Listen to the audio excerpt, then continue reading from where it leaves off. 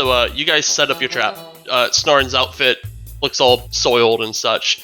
He's pretending to be drunk on the side of the street. Arcus is ready to cast his illusion. Light shows up. He's looking a little bit better off than the last time you saw him. He's got a bit more gear.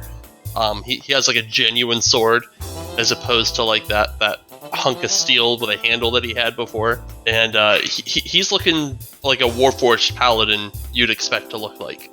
So I run down the plan by him and let him know that we asked him here because we don't know if we're going to be seeing more slaved Warforged tonight, but we are ambushing the Drenarthi slaver vans, basically, to see if we can get to the root of this research thing.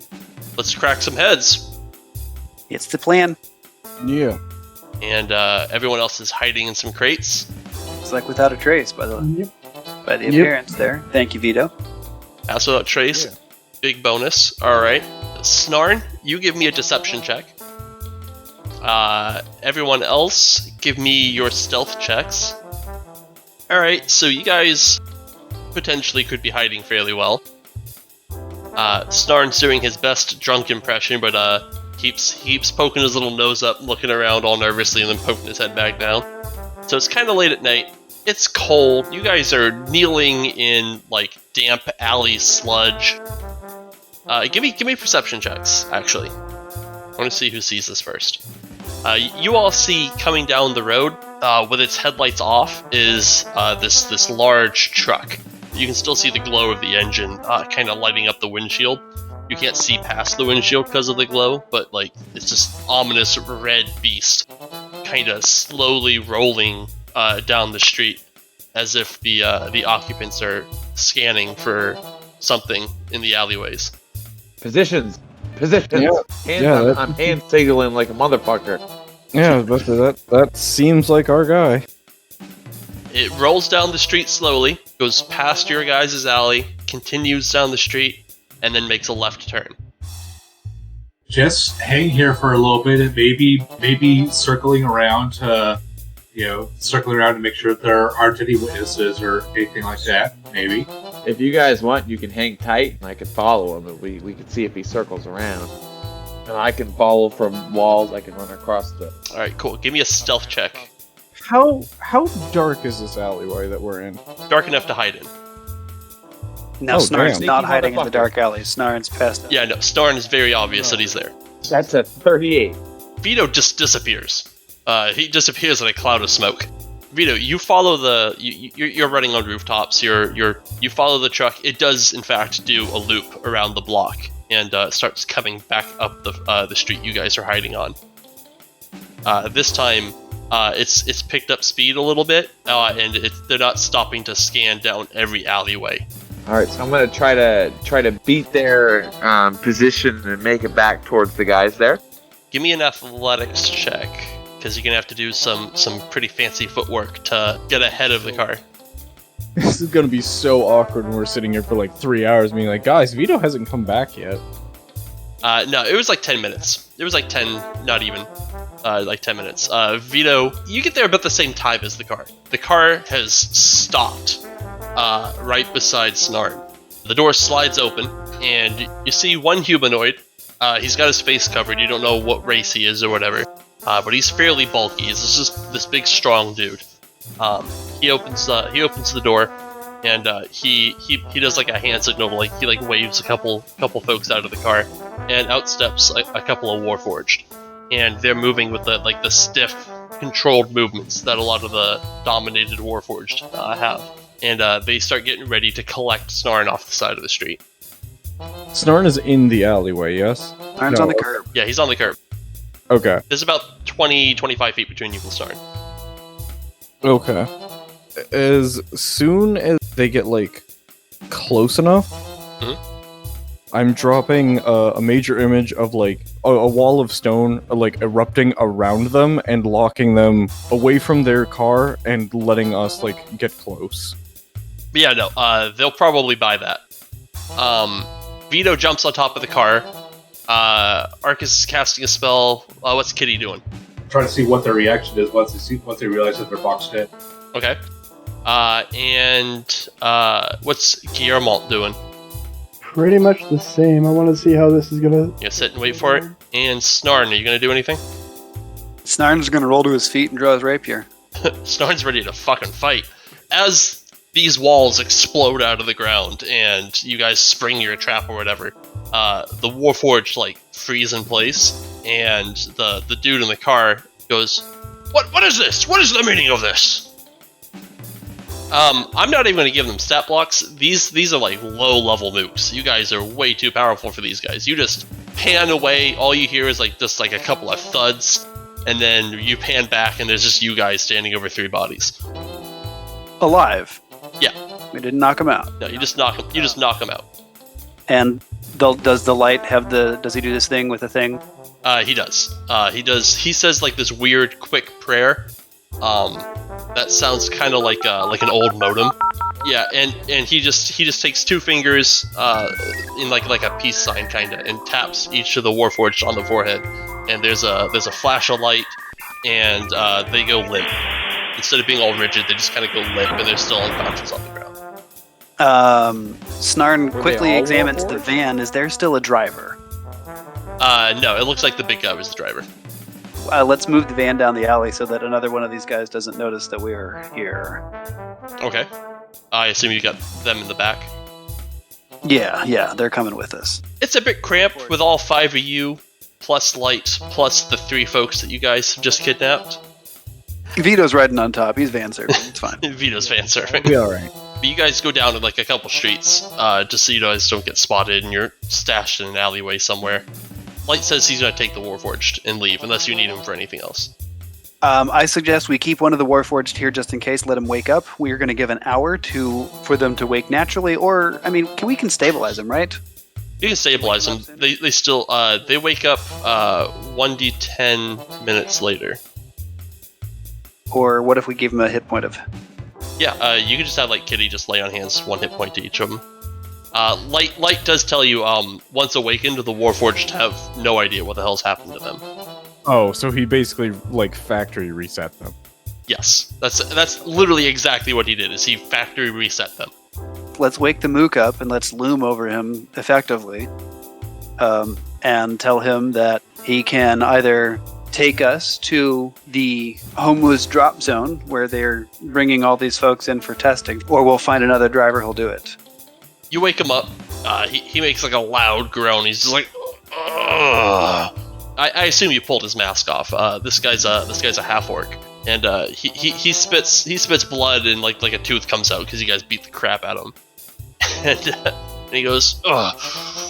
Which one of you cowards kicked me in the nards? Hey, That was me. Oh, it was 2 of them. I did too as well. Yeah, unfortunately, he was the only one with nards to kick. Do you fools know who you've angered with this? What they're gonna do to you? It's worse than death. And what are they going to do to you for failing? Probably the same. So you can go ahead and kill me if you want. Or you could help us find out what the hell's going on and why they're tell us everything you know about why they're abducting people, and if we put a stop to it, maybe that ends up with you not ending up either. You're not gonna stop it. It can't be stopped. Well, I still think we should try to persuade him to assist us in this, but Snarn is not the persuasive one of the group, so I'll help somebody persuade him. Bad cop to the good cop. Hold the All right, you're persuasive. Persuasion. So I'm going to kind of pull you over to the side and suggest something to the effect of, let's try to convince him that we will offer him protection from the Drenarthi back blow, or blowback whenever it gets out that he got jumped and lost his quarry, if he will tell us how to get to where, or take us to the spot where they drop the homeless so that we can get in there and start fucking shit up. You have connection to like the criminal underground, yeah? Yeah, but I'm Anyone not in really our- very persuasive. No. Because if you have some like strings to pull, could we offer him up like, okay, yeah, look, if the Drenarthi find out that you did this, you're a dead man. Do we have anything like to like could we get him some like falsified documents, or do we know anyone who might be able to like change his face so that they can't find him? Oh yeah, definitely. Yeah, because I mean, if we have that on offer to be like, you help us do this, we'll make sure that Drenarthi can't find you after. I don't know if we can change his face, but we can definitely get him the papers, and we can definitely get him a place to hide outside of the slums and outside of the Drenarthi stronghold. That's a guarantee. I mean, it's a start, and I mean, it's better than going in with help us or you die, because either way he's gonna get killed. He's willing to die for this, yeah. So we're trying to get him to take us where they're dropping off these homeless folks. Yeah. Okay. And then I'm gonna help you do that. Okay. So yeah, we will approach Mr. Half-Orc and give him the deal. He helps us. He takes us there to where he's been ordered to be dropping off these homeless folks. In exchange, we will get him we'll get him solid paperwork saying he's not who he is, and offer him refuge from the Drenarthi blowback. I want the papers first. If you guys go where I have to send you, you're not coming back, and then I get nothing. I'm fine with you all walking off to your deaths. I won't have you condemn me along with you. Great big voice in the sky. How quickly can Snarn get that kind of stuff pulled up? It's at least a day.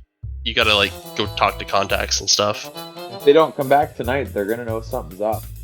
Do you think we could send him to Sinister for protection until we get the shit done here that we need to get done? You could totally name drop Sinister. Sinister is one of the few folks that could probably protect him. That's sure. Although we don't know where Sinister... Oh, wait. Yeah, we don't know where Sinister is, though. No, you know where he is, you just haven't heard from him. He hasn't been to the club. No, all we have to do is we just, we give him something like a card. I'm sure Snarn has a couple of those on him.